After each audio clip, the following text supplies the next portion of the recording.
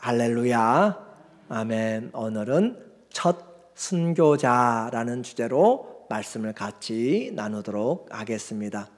우리가 사는 세상, 정말 한치 앞을 잘 알지 못하는 그런 세상이 되었습니다.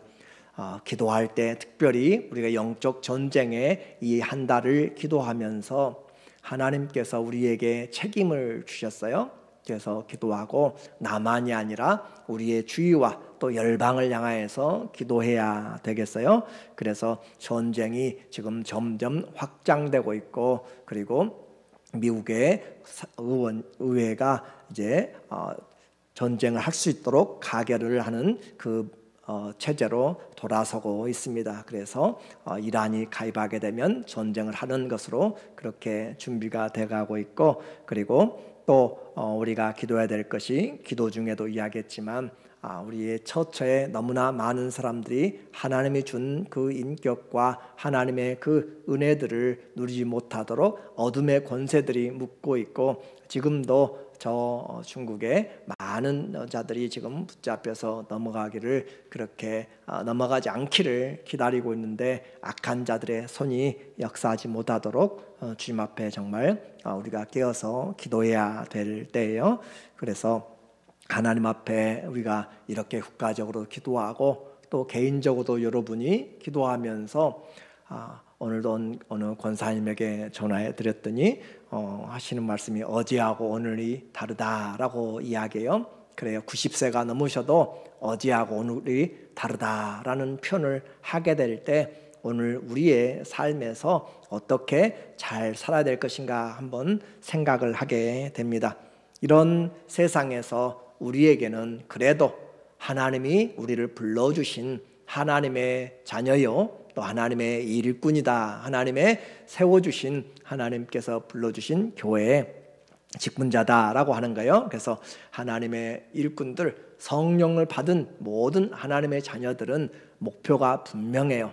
오직 성령이 너희에게 임하면 너희가 권능을 받고 온 땅 끝까지 예수 그리스도를 증거하라, 내 증인이 되리라. 우리의 사명은 어린아이든지 노년이든지 기회가 있든지 없든지, 때를 얻든지 못 얻든지 너희는 이 말씀을 전파하라. 예수 그리스도의 생명이 때가 악할 때 더 전해야 돼요. 예수님이 들어가야 그들이 변하게 되고, 예수님 들어가야 악의 무리들이 떠나가게 되고, 그래서 예수 그리스도가 우리의 마음 가운데, 사람들 심령 가운데, 사단이 장악하고 있는 그 심령 가운데 그리스도가 들어가야 죄를 회개하고 악한 자들에게 속지를 않습니다. 그래서 예수 증인들, 그리고 특별히 교회 일꾼들의 조건은 성령이 충만하고 지혜와 믿음 있는 사람들, 그리고 인격이 주님 앞에서 검증된 칭찬받는 사람들. 오늘 우리는 하나님 앞에 내 자신을 정말 열심히 주님 앞에 보아야 돼요. 하루가 어제가 다르고 오늘이 다르다라고 하는 그 권사님의 말씀처럼, 오늘 우리는 육체에 다른 것은 알지만 영적인 달라짐, 우리의 육체는 날이 갈수록 우리의 겉사람은 어떻게 해요? 점점 약해질 수 있어요. 그러나 우리의 속사람은 날로 강하도다라고 했는데, 오늘 우리는 육체의 연약함은 잘 알아요. 말하지 않아도 90대 안 돼도 40, 50대만 지나가도 여러분도 알 거예요. 작년하고 올해 달라요. 그렇죠? 그러면 작년하고 올해 우리 영적인 성숙도 달라져야 되잖아요. 우리의 겉사람은 후패하고 하나님의 속사람은 날로 강하다고 그러는데, 우리의 속사람은 거기 육체에 덧붙여가지고 그냥 속사람도, 영적인 사람도, 새 사람도 점점 약해지면 신앙생활 제대로 하고 있지 못한 것이에요. 그래서 우리가 영적으로 깨어 있어야 돼요. 내가 제대로 신앙생활하고 있는가? 하나님 앞에 가만히 있으면 점점 누워집니다. 점점 잠들어갑니다. 점점 죽어집니다. 영적으로 깨어있지 않으면, 하나님의 말씀이 우리 안에서 역사하지 않으면, 내가 열지 않으면 사단은 점점 우리 눈을 감기고 마음을 닫고, 그래서 말씀이 살아있지 못하도록 만들어요. 우리 자신이 하나님의 말씀에 깨어있어야 살아날 수가 있어요. 그래서 특별히 교회 직분자들, 일꾼된 사람들은 성령이 충만하고 지혜와 믿음이 있고 인격이 성숙하여서 그리스도의 사람으로 그렇게 돼야 돼요. 그 세워진 집사님들 중에서 7명 중에서 스데반이라고 하는 사람에 대해서 우리가 지난주와 오늘을 보고 있어요. 스데반은 예수 그리스도를 증거하다가 붙잡혔습니다. 그리고 공회 앞에서 그는 재판을 받으며 마지막 증거를 하는데 그의 설교라고 그랬어요. 7장 전체가 그의 설교와 그의 죽음으로 그렇게 되어 있어요. 어떻게 보면 가장 멋진 삶을 살았던 사람이요, 하나님의 말씀을 증거하다가 주님 앞에 서게 된 신약이 기록하고 있는 첫 번째 기록된 첫 순교자가 된 사람이에요. 그래서 그의 설교는 구약의 2000년의 역사를 전부 다 꿰뚫어서 우리에게 짧은 시간에 핵심을 짚어줄 수 있는 그런, 잘 배웠다고 그랬죠. 말씀 잘 배워야 돼요. 정말로 잘 배워야 돼요. 하나님의 말씀 잘못 배우면 큰일 납니다. 그래서 하나님의 말씀을 잘 배워서 하나님 앞에 우리가 바른 신앙할 수 있도록, 그래서 영적으로 신앙의 성수가 하려면 말씀을 열어야 되고 지각을 열어서 말씀을 잘 연구해서 어떻게 주님이 우리에게 요구하시는지 그것을 살펴봐야 돼요. 아브라함 하나님이 부르셨어요. 언약을 세웠어요. 찾아오신 영광의 하나님이시죠. 또 하나님께서 모세를 세웠어요. 하나님이 찾아오셔서 율법을 주시고 언약을 세웠어요. 그리고 그 40년 동안 하나님이 자신을 나타내셔서 하나님과 함께하는 것, 그것이 신앙생활이고 교회 생활입니다. 하나님이 그들을 불러내서 함께하는 광야를 교회라라고 그렇게 이야기해요. 7장 36절에 보니까 이 사람 모세가 백성을 인도하여, 지금 이 스데반의 설교 중에서 아브라함의 파트가 끝나고 지금 이 모세의 구원 사건을 이야기하고 있어요. 이 모세가 백성을 인도하여 나오게 하고 애굽과 홍해와 광야에서 40년간, 이 애굽이라고 하는 것은 이집트예요. 우리 성경을 좀 바꿔서 써야 되는데 옛날에 그 지명을 그대로 써버리니까 이 시대가 잘 이해를 못하는 그런 부분이 있어요. 그리고 홍해와 광야에서 40년간 기사와 표적을 행하였느니라. 40년간 기사를 행하였는데 38절에 시내산에서 말하던 그 천사와 우리 조상들과 함께 광야 교회에 있었고, 그들은 광야에서 진을 치고 살았어요. 그런데 그것이 교회라라고 이야기해요. 교회가 무슨 뜻이에요? 에클레시아라고 하는 교회는 불러냄을 입었다라고 해요. 어디서요? 세상 속에서 불러내신 사람들, 세상 애굽에서 불러낸 사람들. 오늘 우리는 불러낸 사람이에요. 그래서 불러낸 사람들의 모임이 교회입니다. 그리스도의 몸이 이제 된 것이죠. 세상에서, 죄 가운데서 멸망해서 건져낸 사람들, 불러낸 사람들. 그래서 그 모여진 사람들 광야 교회에 있었고, 또 그 광야의 교회에 있었을 뿐만 아니라 교회는 어떻게 살아가요? 또 살아있는 말씀을 받아 우리에게 주던 자가 이 모세라. 살아있는 하나님의 말씀을 받았다. 자, 하나님의 말씀이 어떻게 해요? 살아있다. 그래서 살아있는 말씀을 받는, 한번 생각해 보세요. 살아있는 말씀을 받는 그 사람들의 마음이 어떨까?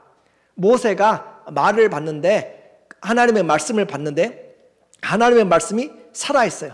내가 만약에 물고기를 받았다든지 그러면 물고기가 바닥바닥 튀잖아요. 그 살아있는 물고기를 여러분 받았다고 생각하면, 오늘 내가 하나님의 말씀을, 살아있는 말씀을 받아서 여러분에게 전달한다면 여러분도 어떤 말씀을 받는 거예요? 살아있는 말씀을 받는 거예요. 그렇죠?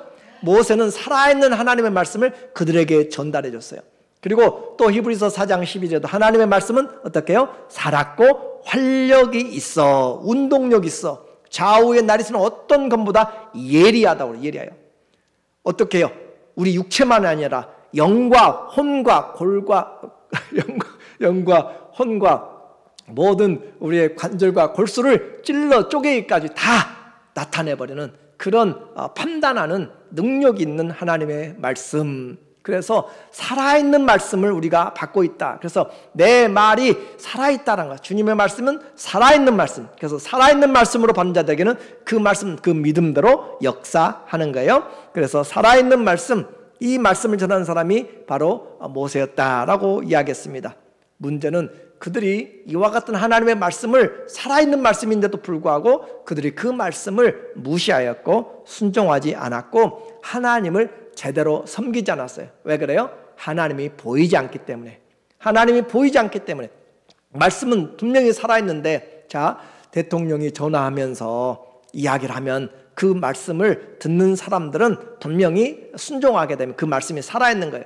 그러나 대통령이 안 보인다고 시켰는데 그걸 안 해버리면 대통령은 살아있지만 보이지 않기 때문에 그 말씀도 역사를 하지 못하는 것이에요. 내가 순종할 때 말씀이 역사하는 것이에요. 내가 순종하지 않으면 그 말씀은 역사를 하지 못하는 거예요. 그런데 이 사람들이 하나님을 섬기지 못했어요.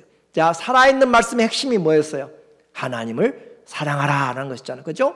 너와 내 자녀와 내 자녀손들 평생에 하나님을 사랑하라라고 이야기했어요. 쉐마 이스라엘 이야기했잖아요. 그렇죠?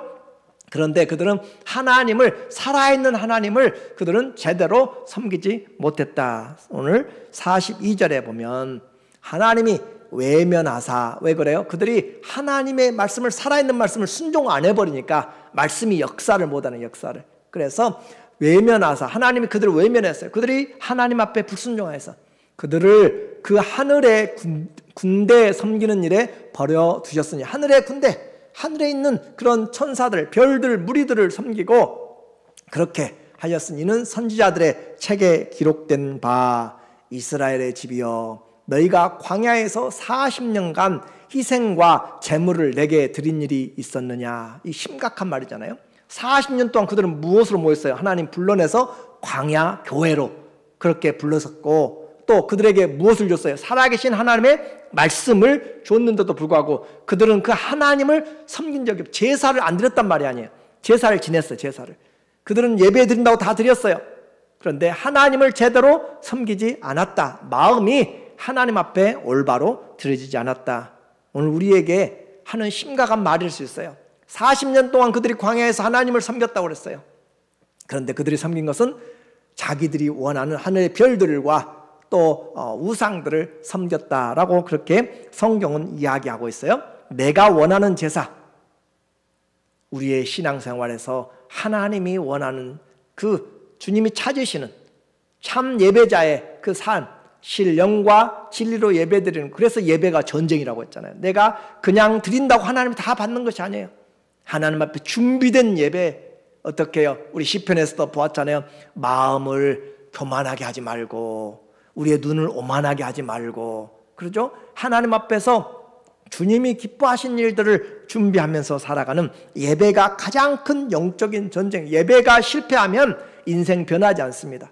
예배가 제대로 드려져야, 영적 싸움에서 해야 우리가 승리할 수 있어요. 그래서 사단은 이 영적 싸움에서 우리를 피곤하게 만들고 정신 산란하게 만들고 잠오게 만들고 기억력 없게 만들고 머리를 온전히 딴 생각으로 가득 채워가지고 말씀을 듣지 못하게 만들어요. 그것이 영적인 전쟁이에요. 그러니까 우리가 40년 동안 내가 신앙생활했는데요, 아니요, 그게 중요한 것이 아니에요. 하나님이 받으시는 예배를 얼마나 잘 드렸는가, 그것이 중요하다라고 이야기했습니다. 이와 같이 그들은 하나님 앞에 자기들의 원하는 예배 드렸고, 반대로 이제 스데반은 그와 같은 시대에 다윗을 지나서 이 모세를 지나서 다윗을 가지고 우리에게 이제 다시 이야기합니다. 또 한 사람의 증인, 역사적인 다윗을 그가 들여와서 신앙을 소개한 뒤 성령으로 그가 우리에게 말하고 있어요. 그래서 성령의 불순종한 그 청중들을, 사람들을 다윗의 그 말씀을 가지고 이야기를 하고 있어요. 자, 그래서 하나님과 이제 다윗의 관계입니다. 하나님은 자기 자신을 성막으로 나타내셨어요. 모세에게 짓게 하셨습니다. 44절에 광야에서 우리 조상들에게 증거의 장막이 있었으니 이것은 모세에게 말씀하시니가 명하사 그가 본 그 양식대로 만들게 하신 것이라. 그래서 하나님이 주신 그 방법으로 짓게 되고, 예배는 내 마음대로 드리는 것이 아니에요. 하나님이 원하시는 예배, 하나님이 원하시는 그 방법으로 드리는 것이 예배예요. 그래서 하나님이 말씀하신 대로, 하나님이 말씀하시니가 명하사, 명령하사 그가 본 그 양식대로 만들게 하신 것이라. 그래서 하나님이 만들게 하신 방법대로 그대로 만들었고, 그리고 모세가 40일 동안 금식하고 그렇게 내려오면서 하나님이 보여주신 대로 만들었고, 그것을 이제 다윗이 또한 하나님 앞에 움직이는 그런 텐트가 아니라 이제 가나안 땅에 들어가서 정착을 하였기 때문에 그곳에서는 건물로 짓게 되었어요. 가나안 땅, 우리가 지금 이스라엘 하마스 전쟁이 있는 가사의 땅이죠. 가자예요. 그래서 블레셋 지역이 5지역이 있습니다. 이집트에서 지중해를 따라 올라가면 블레셋의 지역이 있는데, 그 블레셋의 첫 번째 만나는 도시가 바로 가자, 지금 가자 스트립이라고 하는 가자고, 그곳에서 더 올라가게 되면 바닷가 쪽에 아스글론이 있어요. 그리고 그 바닷가에서 이제 약간 오른쪽으로 들어가서 내륙 쪽으로 위에가 아스돗이 있고, 또 가드가 있고, 또 그 밑에 에그론이 있어요. 가드는 들어보셨죠? 가드 사람 골리앗, 골리앗이 가드 블레셋 출신이에요. 그래서 블레셋에 5지역이 있는데, 지금 이제는 우리가 지금 하마스의 전쟁을 하고 있는 이스라엘에서 가자 스트립이라고 전체를 지금 팔레스타인 그곳에 이 가자 스트립으로 그렇게 지금 포함하고 있어요. 그 땅을 하나님이 주셨는데, 그들이 신앙이 좋을 때는 그들을 정복하였고, 신앙이 좋지 못할 때는 오히려 거꾸로 역전당해서 옆에 항상 가시 같은 존재가 되었죠. 다윗이 그 가나안 땅의 왕이 되었을 때 성전을 짓게 됩니다. 45절을 보니까 45절, 우리 조상이, 제가 읽었는가 45절에, 우리 조상들이 그것을 받아 하나님이 그들 앞에서 쫓아내신 이방인의 땅을 점령할 때 여호수아와 함께 들어가서 다윗 때까지 이르러서 46절에 다윗이 하나님 앞에서 은혜를 받아 야곱의 집을 위하여 하나님의 처소를 준비하게 하여 달라고 하며, 자 하더니 한번 생각해 보세요. 이 다윗이 하나님을 사랑하니까 하나님을 섬기고 싶어요. 그래서 이 성전을 짓고 싶어요. 나는 왕이 되어서 백향목에 궁궐에 가는데 하나님의 집은 모세 때 만들어진, 한 400년 전에 만들어진 천막집에 여전히 모시고 있어서 다윗이 너무 마음이 괴로웠어요. 이것을 어떻게 표현하는가? 하나님 앞에서 은혜를 받아라는 표현하고 있어요. 하나님 앞에서 내가 가만히 돌이켜보니까 시골의 양치기, 아무도 거들떠보지 않는 양치기를 들어서 하나님이 이스라엘의 왕이 되게 만들었어요. 나된 것은 다 하나님의 은혜라 라고 생각하면서 지나온 날들에 많은 어려움이 있었지만 하나님 앞에서 은혜를 받아, 하나님 앞에 은혜를 받으면 가만히 있을 수가 없습니다. 하나님 앞에 은혜를 받는다는 것은 내가 그냥 말씀이 내 안에 내가 맞는 말을 했고 내 말에 동의해주고 나를 위로해주는 것이 은혜가 아니에요. 하나님 앞에 은혜를 받으면 내 삶이 변하는 것이 은혜입니다. 은혜는 우리를 변하게 만들어요. 은혜가 들어오면 우리는 변하는 것이에요. 그래서 은혜가 일을 하게 만들고 은혜가 사람을 변하게 만들고, 그래서 내가 다른 사람보다 더 많이 수고했지만 이것은 다 나된 것은 하나님의 은혜라 라고 이야기하잖아요. 그래서 은혜를 받으면 가만히 있지를 못하는 것이에요. 그냥 지나가면서 목사님 은혜 받았습니다 하면서 오늘 내일 다음에 1년 2년 똑같다면 은혜 받은 것이 아니라 그 말이 자기의 마음에 그냥 잠시 잠깐의 위로로 그냥 있다가 지나가는 것이에요. 다윗이 은혜를 받으니까 어떻게 해요? 하나님을 위하여서 마음이 쓰였어요. 그래서 하나님의 처소를 준비해 달라고 기도했다. 오늘 새벽에 우리가 다윗의 그 기도를 했잖아요. 132편에 있는 것처럼 그가 왕이 되어서 하나님의 그 처소, 다른 사람들이 신경 쓰지 않았던 그 장막 처소를 찾기 위해서 잠을 자지 않냐고, 침상에 들어가지 않냐고, 그가 하나님 앞에 하나님의 처소를 찾기까지 그가 잠들지 않도록 다짐하고 다짐했던 그런 마음을 가지고 있었다라는 것이죠.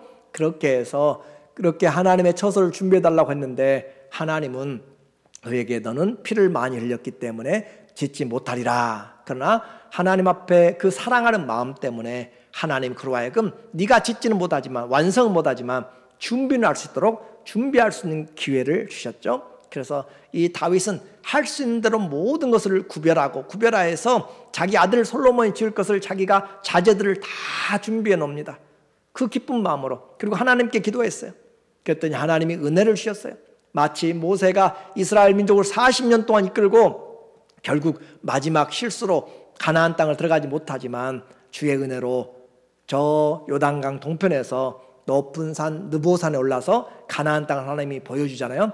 보라, 너희가 들어가서 얻을 백성들 얻을 땅이다 라고 하면서 너는 들어가지 못하지만 이곳에서 보라 하면서 보여준 것처럼 하나님께서 이 다윗에게도 너는 이 성전을 완성하지 못하지만 내가 너에게 설계도로 보여주겠다라고 하는 거예요. 그래서 역대상 28장 12절에 다윗이 하나님 앞에 은혜를 받은 은혜를, 그래서 그가 또 영감으로, 다윗이 영감으로 받은 모든 것, 곧 여호와의 성전의 뜰과 사면의 모든 방과 하나님의 성전 곳간과 성물 곳간에 설계도를 주고 솔로몬한테 줬다는 거예요. 그래서 설계도를 누가 받았는가? 그 설계도 받은 사람이 가장 중요한 사람이잖아요. 설계도가 있어야 건물 지으니까. 다윗이 받아, 다윗이. 그래서 다윗이 이르되 여호와의 손이 내게 임하여 이 모든 일의 설계를 그려 나에게 알려주셨느니라. 얼마나 감격이에요. 하나님이 그 성막을 지으면서 법궤는 그 법궤를 이제는 그 지성소 안에 들여놓을 것들을 하나님 앞에서 만들고 있는 거잖아요. 그리고 모든 것들을 다 만들면서 그 식양들을 하나님이 다 보여주셨다라고, 식양들을 그려서 하나님의 손이 그려서 하나님이 그렇게 계시하여서 이 다윗에게 보여주신 은혜. 그러므로 솔로몬은 그 아버지가 준비해 놓은 것, 아버지가 준 설계도를 따라서 그의 받은 지식으로, 지혜로 성전을 짓게 된 거죠. 이와 같이 지었는데 그렇다고 해서 하나님이 그곳에 머물 수 있는가? 이것은 사람이 지은 것으로 하나님을 그곳에 가둘 수도 없는 것이고, 그래서 이 성전으로 하나님을 우리는 잘 하나님처럼 모실 수가 없는 거예요. 성전 자체도 우상이 되는 거죠. 그래서 진짜 성전은 땅에 있는 어떤 것으로도 하나님 앞에 할 수 없어요. 그래서 우리는 주의 말씀처럼 이 사람들이 무엇을 하든지 주님 앞에서 너희가 하늘은 내 보좌고 땅은 내 발등상이라, 사람들로는 지을 수 없다. 진짜 성전이 누구인가? 무엇인가? 예수 그리스도가 이제 성전의 그 실체로 오시는 거예요.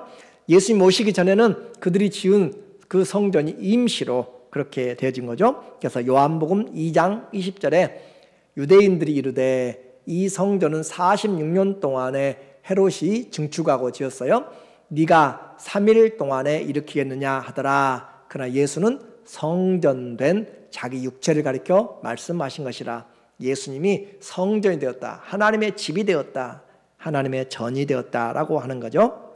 그렇게 해서 이 말을 하게 된 이유는 뭐냐면 이 스데반을 고발하고 했던 사람들이 바로 모세 율법을 반역하였고 성전을 더럽혔다라고 하는 그 주장을 하기 때문에 진짜 성전은 바로 예수 그리스도가 성전이다라고 하는 정확한 핵심을 지금 찔러주고 있는 거예요.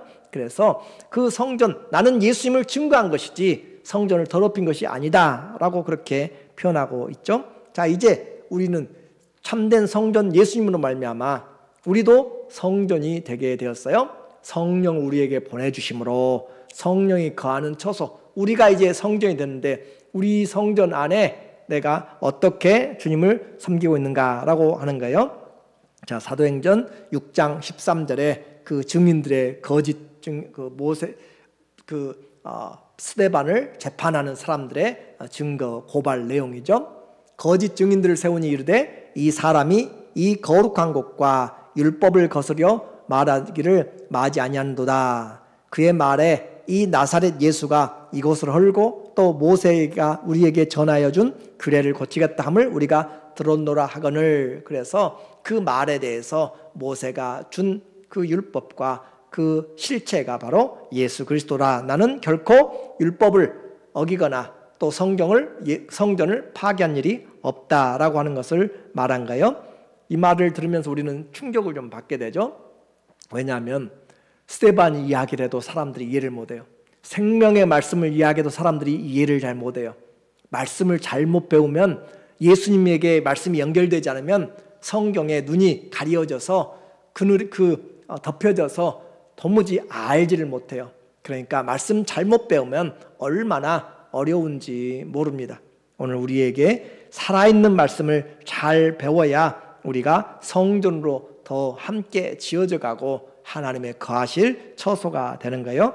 이와 같은 이 스데반의 설교를 들은 사람들을 어떤 반응을 일으켰는가? 51절에 설교를 하면서 스데반은 분명하게 이야기합니다. 나를 풀어달라, 그렇게 하는 것이 아니라 그에게 너희가 지금 하고 있는 것이 무엇이다 라고 그들의 죄를 지적해요. 목이 곧고, 목이 곧다는 것은 교만하다는 것이에요.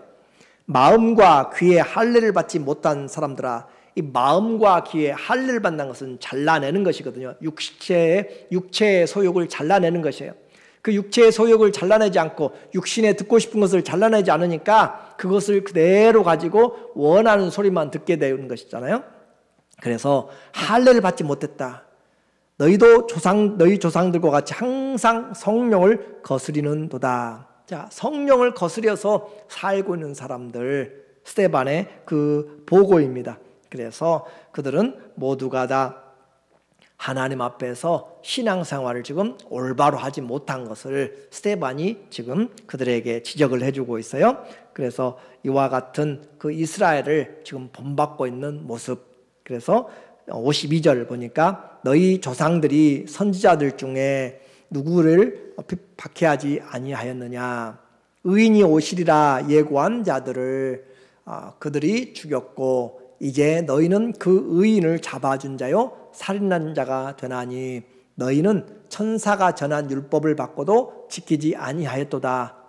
이런 내용들을 보면 스데반이 설교가 얼마나 영적이고 얼마나 깊은지를 알게 되지만 우리는 그것을 다 지금 설명할 만한 그런 시간이 없어요. 그래서 이 스데반의 설교를 통하여서 천사가 전해준 율법을 받고도 천사의 손을 통하여서 모세가 받았다, 그런 내용입니다. 그래서 종의 영을 가지고 있고 우리는 아들이 준, 예수님이 준 복음을 받았기 때문에 아들의 영으로 하나님의 자녀가 된 것이에요.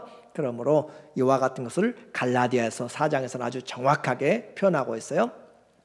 오늘 우리에게 핵심은 지금 신앙생활하고 있는 사람들에게 하나님의 말씀이 살아있는 말씀으로 또 성령이 그들의 마음을 올바로 예수 그리스도에게 인도하지 않으면 그들은 여전히 열심은 가지고 있지만 광신으로 가게 되고 잘못된 것으로 가게 된다. 그 모습을 55절에서 이야기하고 있는 거죠. 하나님의 말씀을 듣다가 스데반의 말씀을 지금 듣고 있다가 그들이 분이 가득 차가지고 마음이 찔려가지고 어떻게 했는가. 스데반이 성령이 충만하여 하늘을 우러러 주목하여 하나님의 영광과 및 예수께서 하나님의 우편에 서신 것을 보고 이 성령의 충만한 사역을 통하여서 말씀의 증거를 통하여서 하늘문이 스데반에게 열리게 되었습니다. 하나님의 영광과 예수께서 하나님 우편에 서신 것을 보고 이것은 영적인 일이라 모두에게 보여진 것은 아니에요. 그러나 중요한 건 뭐예요? 지금도 하나님은 하늘 보좌에 계시고 예수 그리스도는 그 하나님 보좌 우편에서 온 땅을, 온 세상을 통치하고 계시고 우리를 위해서 중보하고 계신다는 분명한 사실은 우리는 이 믿음으로, 영으로 알게 되고 믿어야 되는 것이죠. 그래서 그렇게 확실하게 보았기 때문에 그는 자신 있게 말하는 것이에요. 말하되 보라, 하늘이 열리고 인자가 하나님 우편에 서신 것을 보노라 한데, 우리는 무엇을 말씀을 믿으면 그 말씀이 그대로 우리 가운데 되어진다는 사실을 우리가 알고, 하나님의 말씀은 변함이 없습니다. 진리입니다. 그러므로 그 말씀과 메시아를 지금 어떻게 믿느냐에 따라서 우리의 삶이 달라지게 돼요. 스데반은 이와 같은 영적인 분명한 믿음을 가지고 살았는데 다른 사람들은 어떻게 해요? 보이지 않기 때문에 광야에서도 그랬고 지금도 마찬가지고 눈이 가리워져서 제대로 하나님을 알지 못하고 종교생활을 했던 것이죠. 종교생활을 하면서 광신적인 믿음으로 57절 그들이 큰 소리를 지르며 귀를 막고 일제히 그에게 달려들어 복음이 닫혀진 것이에요. 진리를 말해도 들을 귀가 없고 마음에 할례를 받지 아니하고 그렇게 해서 진리를 덮어버리고 죽여버리고 그렇게 하려고 하는, 그리고 일제히 달려들어서 성 밖으로 내치고 돌로 칠세 증인들이 옷을 벗어 사울이라 하는 청년의 발 앞에 두니라. 그들은 스데반을 이렇게 죽였습니다. 신성 모독죄로 그렇게 죽인 거예요. 이스라엘은 이 사형을 시킬 사형을 시킬 수 있는 권한이 없습니다. 유대인들은 당시에 로마의 지배하에 있기 때문에. 그래서 집행은 이 로마가 해야 되는데, 그러나 그들은 지금 이런 정식적인 재판의 과정을 거친 것이 아니라 재판을 하던 중에 지금 난동을 부려가지고 폭력에 의해서 이 스데반이 죽게 되는 것이에요. 그래서 폭도들에 의해서, 요즘 폭도들이 얼마나 많아요. 그런 것처럼 폭도들에 의해서 그냥 죽임을 당하게 되었다라고 하는 거죠.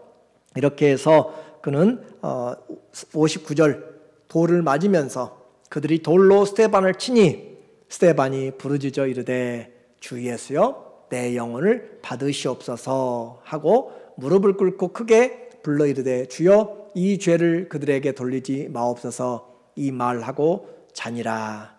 믿음 안에서의 성도의 죽음은 자는 것입니다. 그래서 주님 앞에서 초대교회 이 사람은 첫 번째 순교자가 되게 되었어요. 우리는 이 스데반의 마지막 설교의 핵심을 우리는 생각하면서 5장에도 한 사람의 죽음이 나왔어요. 두 사람이죠. 아나니아와 삽비라죠. 그들의 죽음은 하나님을 속이고 사단이 충만하여서 죽임을 당했어요. 그럼 오늘 이 7장에서 스데반의 죽음은 성령이 충만해서 죽음은 죽음이지만 완전히 다른 죽음이에요. 오늘 우리는 인생을 한 번 살게 됩니다. 어떤 삶의 종말을 맞이할 것인가? 저도 여러분도 모두가 다 사람에게 한 번 죽는 것은 정한 것이에요. 주님이 오시기 전까지는. 그러나 그 후에는 반드시 심판인데 우리의 한 번 있는 삶에서 주님의 진리의 말씀을 가지고 우리가 살아서 진리의 증인들, 하나님을 기쁘시게 하는 사람들, 그런 증인의 삶으로 승리하시기를 예수님의 이름으로 간절히 축원합니다. 아멘. 기도하겠습니다. 하나님 아버지, 스데반의 그 믿음, 성령 충만함과 지식과 또 인격들을 통하여 하나님이 일하고 계심들을 우리에게 증거하여 주셨습니다. 오늘 우리의 신앙과 인격을 통하여서도 주님 앞에 온전히 잘 배우고 주님이 원하시는 믿음의 열매들을 맺어갈 수 있도록 주께서 함께하여 주시옵소서. 예수님의 이름으로 기도합니다. 아멘.